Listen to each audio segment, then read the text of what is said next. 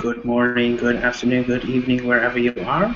This is team meeting 26, and we'll be discussing offering certificates, sending of the letter of intent to the state of Vermont, some mention of Daniel's internship, and anything else special, Rob? Um, we'll get to it when we'll get to it as we go through the materials. Yeah, there's Okay. lots of cool stuff that's been going on. So I'd like to remind you to subscribe to our channel down here or down here, I can never remember. We'll post any links that we mention in the description below. And today I want to ask you to have a look at using technology to subvert hierarchy in the classroom. I've been avoiding putting that in the listing, but of course our own Robert Skiff teaches that, and maybe you'd like to highlight something about that, Rob. Basically, the class is going to be part of a 3-class series to earn a certificate in teaching in an online environment. I'm going to be basically sharing all my tricks and magic for using Canvas, wikis, video to change the dynamics of what happens in a traditional lecture class. And it's going to use materials from a course that I developed, that I own, at UVM at the University of Vermont. And so take a look at the description and check it out. Now, part of the really interesting flexibility of Aplerno is that the price is listed at $750, but if you can't pay that full fee, then shoot me an email, and we may be able to set up some sort of scholarship piece. Yeah, I want to fill the class, but I'm really also interested in looking at and making sure that the tools of tech get out there into the community and start to get used. So check it out and shoot me an email if you're interested in taking the class. Okay, well, there won't be a plano on this week because I'm sadly busy, or happily busy with my serious gaming internship. But we hope to be able to bring you on next week then. So that's it for the intro. And Rob, what about this offering certificates that I hear about? Sure. Daniel, you're the internship. You've been pretty busy with that, and we've been trying to live up to your expertise in terms of the social media piece.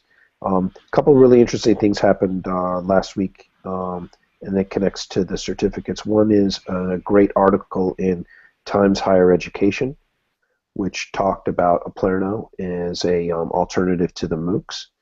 So I'm really proud of that. But we'll talk about that a little bit more with marketing. I'm unfortunately skipping around. Not enough coffee this morning. Offering certificates. So we are now able to offer certificates using our courses. So I had a great meeting with the state of Vermont last week. We're sending out a notice also with in our monthly update, which is going out I think later on today. And the certificate piece is what we're going to use that as a stepping stone for the creation of degree programs in Aplerno. So what a certificate contains, like I said, 3 or more classes. They can contain courses from Aplerno or transfer courses in. For example, let's say someone has, there's a lot of really great resources on Coursera and edX. And let's say you take a course with a MOOC. It's high quality. It's 12 weeks. It's 3 hours of contact per week, so it meets our Carnegie credit minimum standards. You can submit that course to potentially replace one of the 3 courses that we've listed in the program. you have to, of course, take a verified, have a verified certificate or verified exam according to Coursera or edX. But this is a way for people to kind of dip their toes back into getting a degree or getting involved in education in a way that allows you to show your employer, hey, I've taken a sequence of 3 classes. Here are the people that I've taken the course with. Here are how my skills have improved. And what we're going to do is we're going to start bundling certificates in terms of the creation of the associates and the bachelor's, and then also graduate degrees. So you might combine several different certificates along with a basic outline of general education, along with some basic general education credits, some of which you've transferred into a Plurno, some of which you're taking through a Plurno, so that you can get your degree. Now, we are not yet a degree granting institution, okay, but as soon as we are able to assemble the certificates and run some completed classes and show the quality, we're going to, the state already knows because I've told them, and we've been in communication that we're going to go this route, that we're going to become a degree granting institution. And the timeline to hit that really depends upon faculty. Some students, okay, we've got to fill some classes and run them and make sure all our infrastructure is set, but most of that is dependent upon faculty. We need the content. We need faculty to come together like few are in terms of developing teams and creating these certificate programs. Also, the whole general education requirement. We have some classes that are in general education. We're going to be tapping into other groups and institutions. For example, I had some great conversations with another institution of higher ed this past week, which, now we're in the process of talking with them about really seriously signing some sort of articulation agreements and all kinds of other stuff, which because we're in the negotiation phase, I'm not really able to talk about. But there's all kinds of ways in which we're going to be configuring a Plurno's educational offerings to allow transfer credits in for people to create the kind of degrees they want. There's a professor, John Bolton, out of Great Britain, who is both working on some philosophy certificates, but is also really working hard on creating the concept of what he calls sort of the bespoke degree, meaning that a degree that is tailored directly for a particular individual.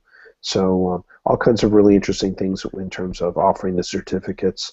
This is a gateway to that degree granting authority.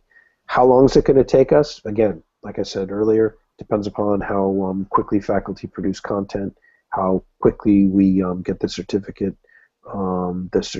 up and running. I don't think it's unrealistic to say that we could complete, and Dan Kirk's going to probably send me some crazy messages. Don't say this! But I like shooting for the, I like pushing timelines, and Daniel's not sometimes too thrilled about that either, but I think we can get this completed between 6 months and a year to go through the process, because we already have most of the paperwork done, since it was of such high quality for our approval process, that we can take the next step and get the, there's some modifications to that level of paperwork, adding some particular things, but we can get there. So it's really exciting, the certificate piece. We're going to be announcing that. Those of you who tuned into our meeting today know that, hey, we can now offer certificates. We're all set for that. We're going to send out our monthly update and announce it then, and also get some word out in terms of some press releases, etc. But that's a big, that's another really big step. So, any questions from? Yeah, I have a question about these. I know we've long spoken about being able to As long as they adhere to Carnegie credits or the Carnegie system, that we would accept edX and Coursera. This is one of the first steps that we've actually taken, and you've just spoken to the state of Vermont, of the Education Board. They also agree with this. Just so that we don't get in a jam, I've spoken to the Agency of Education. Okay, sorry. Yeah. Okay, so yeah. Okay, but you've spoken to them, and in principle, let's put it like that, they would accept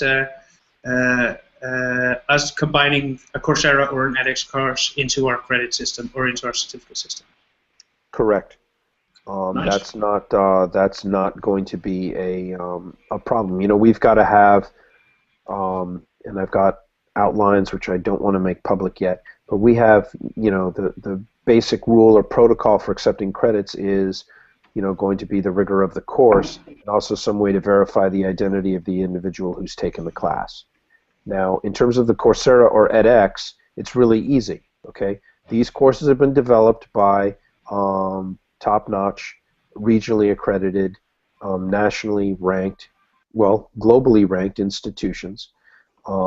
And while we think that knowledge and learning best happens in small classrooms, okay, for introductory courses, okay, and general education classes, since these universities have developed these courses and they also offer offer lecture halls, etc. Why wouldn't we say if they think they're good enough and they're good classes, why wouldn't we accept them? I mean, we're gonna, you know, it's going to be on a case by case and class by class basis, but that's the way it always is with any transfer credit. But I think we have to figure out a way to make education more accessible. So more accessible for people, and one of the ways you do that is by lowering the barriers to entering a class and by also accepting transfer credits. Now it's going to be for the general education credits. For the certificate I'm developing on online education, there are a few classes that Coursera offers that would be, you know, welcome additions to a certificate program. You know, I like the materials, the syllabus. So, you know, we accept a few, you know, one or two courses for credit, one or two credit-bearing classes for a certificate that a planner would offer. Sure, it depends on you know, it depends on the class. So I think it's a big step, and hopefully it will, again, increase access and lower costs for students. But we'll do a big announcement about that probably next week. We don't want to send out all the same announcements at one time, but you know, it's important to talk about this stuff in open meeting. If someone's really, you know, someone has a real big issue with this, or someone wants to discuss, you know, the transfer credit piece, send an email to skiff@aplerno.com and let's chat. If you have some connections to the press or media and you know, want to write a story on this, skiff@aplerno.com would, you know, I'd be more than willing to help and talk with you. Dan, did you have anything to add? No, that sounded pretty good. I have other things, but not with the certificate stuff. Okay, let's. So you guys got the basic gist of the certificates. Let's move on to. So Daniel, what happened with the internship last week? Oh yeah, no, it was. It's been hectic, as you know. That they asked me at a period when they were. Was it when the proverbial feces was hitting the proverbial air conditioning system? So I've been busy working, which meant that some of my email didn't get answered on time. I was lucky enough to go off for the weekend and have a good rest. So I've come back full force, and here, of course, with the internship, having a lot of fun, learning so much. One of the things that I want to do in one of the future Plerno On is actually invite the general manager of the company to come and have a talk and see because they have an e-learning system which is different from our system, of course, but there are lots of comparisons that can be taken some things that we can use that we could use within Aplano as well. So I'm going to invite him for an Aplano on probably in 2 weeks' time to talk about it and see what we get, what's good advice he can give to our faculty members, at least on the say the gamification aspects, or the e-learning of the serious gaming aspects for or at least I lost my train of thought. So they could give us good input on what we can actually do, and any of the aspects that can actually work with us and create synergy together. That's awesome. Yeah, the gamification thing is going to be really critically important when we're talking about the portfolio, and also, motivating people to improve their skills, and that's a great skill set to develop and to start working on. Dan, Kirk, you wanted to, you have any updates you want to share with us? Yeah, we've been getting a few emails about the pop-up on our homepage. I don't know if it's getting buggy, and we're going to chat about it. Just between us, it doesn't need to be something that people need to sit through as we figure it out. But for those watching or listening who are having issues with it, there should be an X in the top right of your screen that allows you to bypass the email pop-up, and it should not come back once you exit out or submit your email address if you're using a browser that sort of remembers your history like most browsers do. If you're using a machine that doesn't keep any history, or you're using something like Google Chrome's incognito window, it will pop up every time, but you're not forced to give us your email to browse our homepage. But I just wanted to let you know that we're hearing your issues. It's only been a handful, but for every one person who does email, there's a few who don't. So we're gonna address that and see what we might be able to do or work around or anything like that. Yeah. Now I've after I got a couple of those emails, I've also started to think that were the purpose the reason that we actually put this in was to help us to market Aplano for people who wants to get more information. But I don't really think that's if we're getting complaints that we're actually getting the result is being reached that we want. So I'm going to try to see if we can't find a way to make it less obtrusive, so that people can easily bypass it and make all the people that do find this annoying. We're going to solve it. And if that means disabling it, that means disabling it. So. Great. Yeah, I saw some of those emails pass through. Yep, and we hear your concerns and we're going to deal with it. That's really good, Dan, to say that, because it's true. Let me see. Last week for me was absolutely overloaded with stuff, which was really cool. Meetings with with a couple of different university groups, college groups, meeting with faculty on various issues, and it was fun to get that opinion piece in the Burlington Free Press, and hopefully it'll get picked up by more in Gannett, and that should be on the blog to check it out if you're interested. It's called Advice for College. And of course, the really cool thing that happened was the talk with the state of Vermont, and getting that process started for Aplano. So it was a banner week. This week is going to be equally interesting in terms of conversations with some not-for-profits and some for-profits on programs, certificates, and also starting to take a look at hybrid spaces In other words, as you guys all know, the biggest barrier that we have right now is reaching students directly and doing the admissions piece and getting more students to come and take our classes. And one of the ways in which we have to do that is both activating faculty networks, but also activating different community groups who may want to create programs and hybrid programs where they're able to teach or learn in a specific physical space, but they also access students from all over the world to also do it. So I know that I'm not being too specific in terms of the conversations there, but pushing new models of learning that are hybrid programs between physical space and online is really, really important, especially in the era of labs and engineering. Traditional courses that aren't looked upon as being well taught online.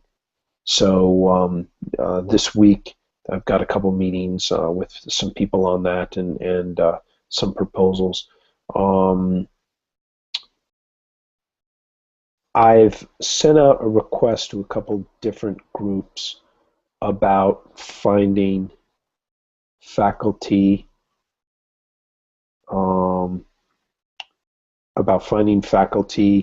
to deal with system dynamics, to teach system dynamics, which is a kind of computer modeling that has really dominated. It's really, really popular in the ecological restoration field, and we'll see what we get back. Full disclosure, I've worked with the System Dynamics Society and System Dynamics groups before, the more formalized group, and they're a tough group sometimes to get involved with. So we'll see how it goes. But learning how to do computer modeling, reading, writing, arithmetic, and systems is extremely important.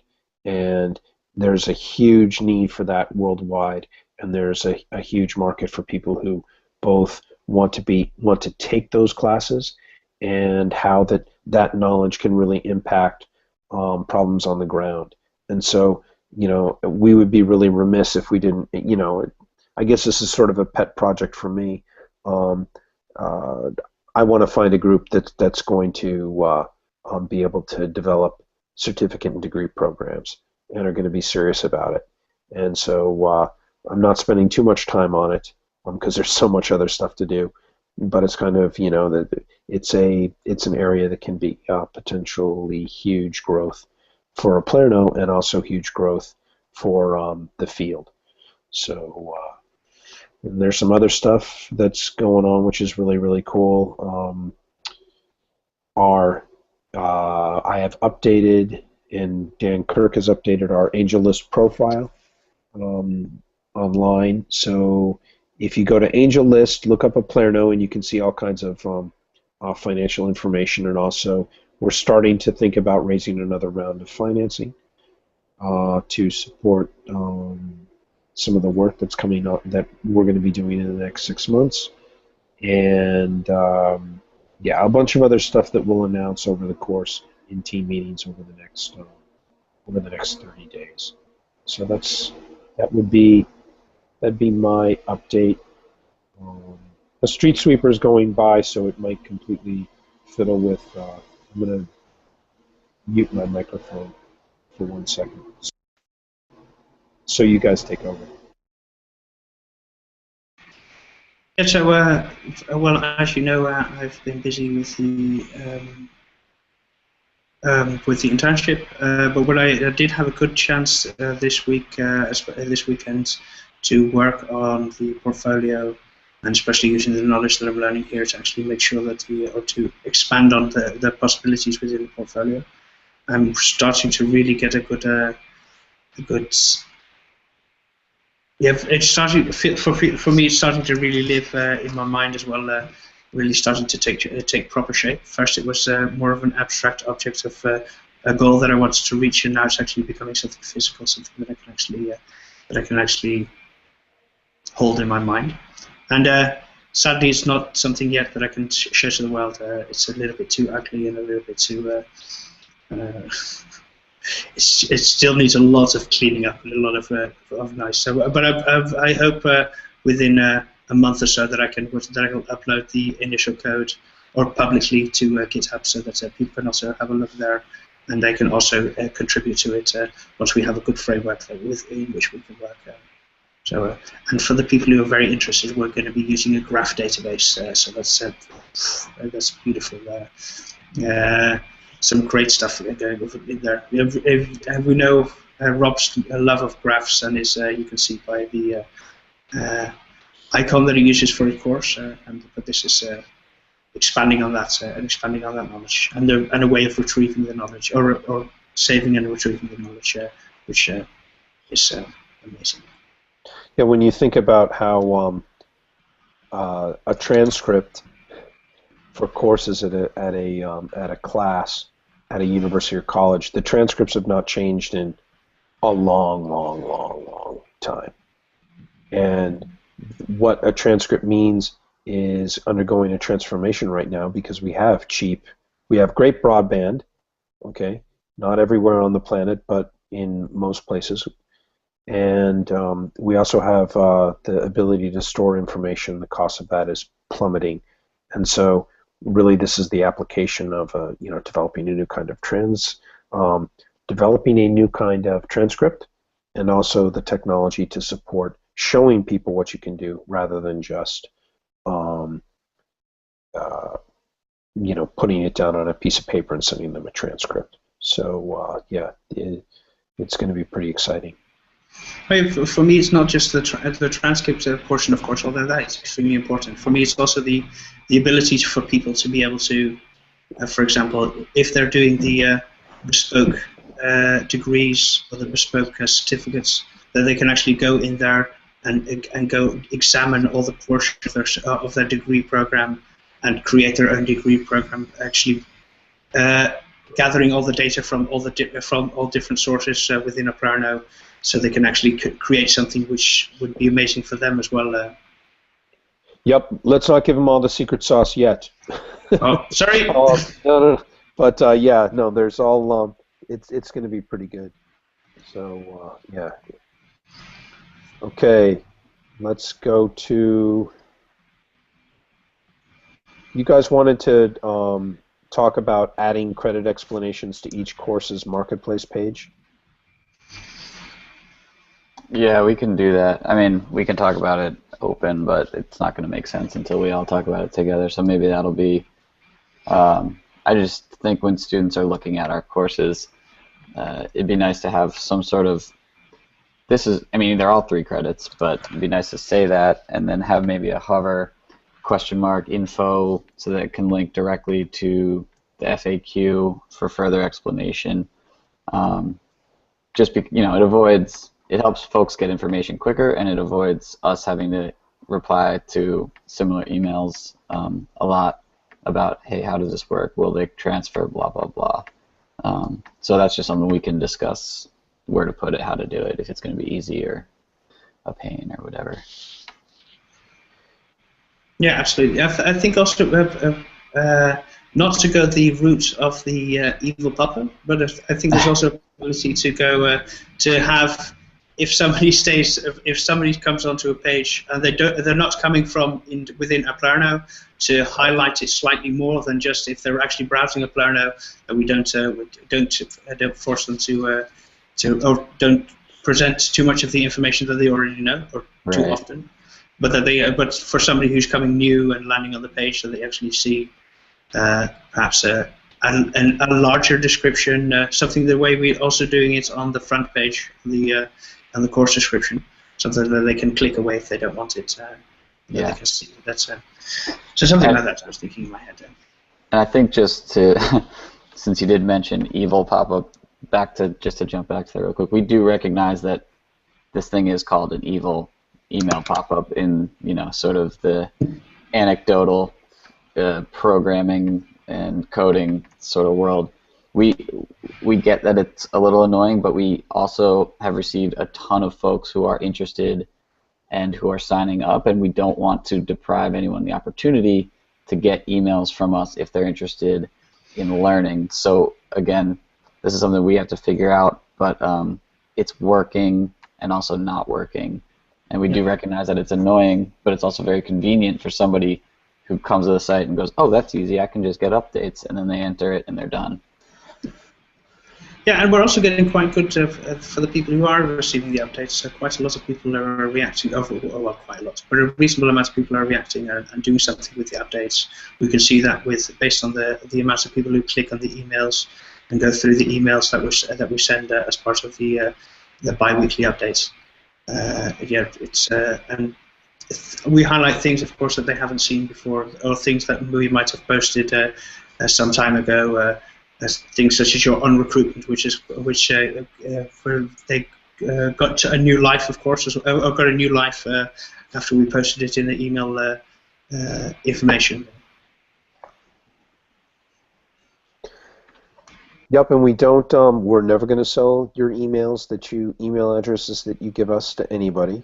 Okay. We don't. We try to store as little personal information as possible on everyone, and you can ask us what we're storing if you want specifics, and we will tell you exactly what we're doing, because that type of transparency is really, really important. It hurts us in terms of our speed of marketing, okay, in terms of our recruitment efforts. If we were able to collect more data, we could target, more people and more networks. But this is an educational institution. We're not selling widgets here, and so we need to make sure that we are even more sensitive to security issues on personal data and also privacy, because education is about you, and it's about controlling your life. It's not allowing people access to your data so they can control your life and your information. And so we're not we're not going to collect everything because of we're just not. It's just not okay to do. Yeah, of course, and we don't want to be the next iCloud. So yes, we don't want to be the next iCloud or the next Google. Exactly. Yep. Last, anything else? Very quickly for everybody, marketing position update. Getting closer. We will let you know when that's happening. I know some of you have been chiding us on emails about about not having a a marketing director. And one of the things that it is really important to remember when you've got small groups of people and you're in a startup is that you have to spend a lot of time making sure that you're recruiting the right person for the position. And I wish I could tell you all the stories, the backstories about what we've been doing, but that's just not appropriate. But suffice it to say, hey, we've been looking hard. We're looking hard. And hopefully soon we'll have an announcement for you. But we're not going to rush and bring someone on to the team, okay, if there's not a good fit. And we're not going to just hire anybody. We're going to find the right person for the position, because this is a really key, important one. Again, we're not selling widgets here at Aplerno, okay? We're selling education and building community. And building educational capacity, and that takes a very different very different skill set than your traditional marketing person. So that's just the quick update on that. If you have specific questions, you can send them to questions@aplerno.com, or you can send them to me at skiff@aplerno.com. If you're interested to see the job posting for the Director of Marketing and are interested in it, go to AngelList, okay, and check it out via the AngelList website, which is located on a click screen that Daniel's going to put up. And we've gotten, I've looked through a ton of different resumes from people there, and so it's a great facility. a great website if you're looking for a job or you're trying to hire people, because I find the listings there really, really well done. I find it better than LinkedIn, but that's me. So, do you guys have anything final you want to add before we move on?